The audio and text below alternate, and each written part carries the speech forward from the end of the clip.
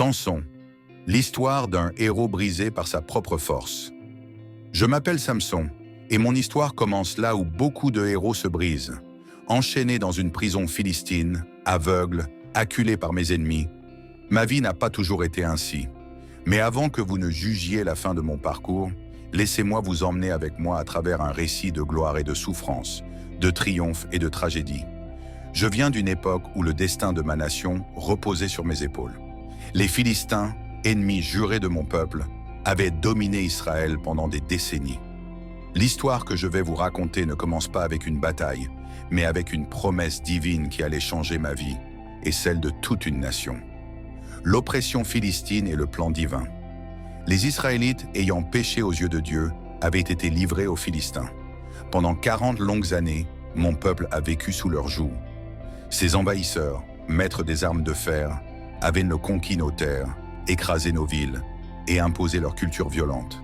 Ils adoraient des dieux cruels comme Dagon, Baal-Zébab et Astarté, et leur technologie de guerre était supérieure à la nôtre. Nos espérances étaient à terre. Mais dans l'ombre de cette domination, Dieu préparait déjà une révolte. Une naissance merveilleuse et mystérieuse. Je suis né dans un contexte de foi, mais aussi de mystère. Mon père, Manoah, de la tribu de Dan, vivait à Zorah, une ville paisible au cœur de l'Israël ancien. Ma mère, après de nombreuses années d'infertilité, reçut un jour la visite d'un ange. Cet être céleste lui annonça qu'elle concevrait un fils et que cet enfant serait destiné à libérer Israël de ses oppresseurs. Cet ange, tout en lumière, lui donna des instructions strictes: ne pas boire de vin, ne manger aucun aliment impur et ne jamais couper les cheveux de l'enfant, car il serait consacré à Dieu, un naziréen, dès sa naissance. Le vœu du naziréat est lourd de sens. Un naziréen ne se coupe pas les cheveux, ne boit pas d'alcool et évite tout contact avec la mort. Ces engagements spirituels marquent une vie mise à part, dédiée à une cause supérieure. Même ma naissance fut un signe de l'œuvre divine, une force hors du commun et un destin hors du commun. Dès mon enfance, je sentais une force en moi, une force qui dépassait celle de tout homme ordinaire. Mais tout comme mes contemporains, j'étais aussi vulnérable aux tentations. À Timna, un événement décisif allait marquer ma vie. J'y rencontrai une femme philistine, belle et fascinante. C'était une attirance instantanée, un amour à première vue.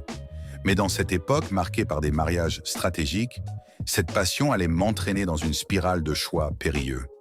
Malgré l'opposition de mes parents, qui désiraient que je m'unisse à une Israélite, j'insistais pour épouser cette femme. Cet amour, bien que puissant, s'est avéré être l'un des plus grands pièges de ma vie. Car ce que je ne savais pas à l'époque, c'est que chaque choix, chaque impulsion, chaque décision aurait des conséquences profondes. Non seulement pour moi, mais pour tout mon peuple. Le lion, la ruche et l'énigme. Un jour, sur le chemin de Timna, une rencontre inattendue se produisit. Un lion me sauta dessus, et c'est là, avec la puissance que Dieu m'avait donnée, que je l'étranglais de mes propres mains. Mais cet acte de force ne devait pas être une simple victoire physique.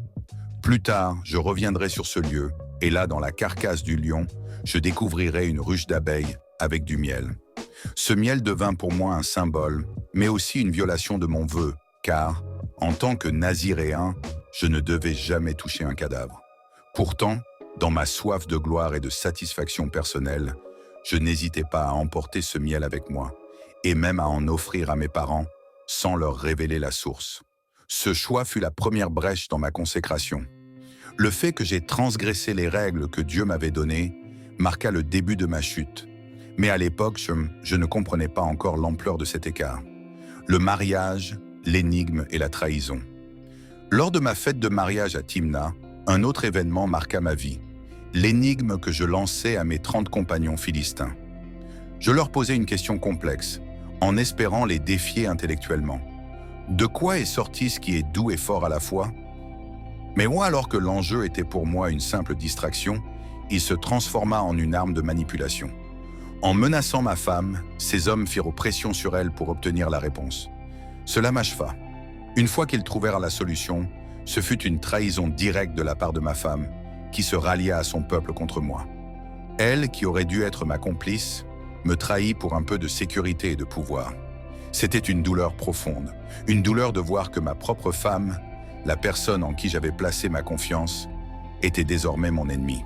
La vengeance et la colère. Ce fut dans cette colère que je fis face à mes ennemis. Ma vengeance fut brutale. Je me rendis à Ashkelon, où je tuai 30 hommes.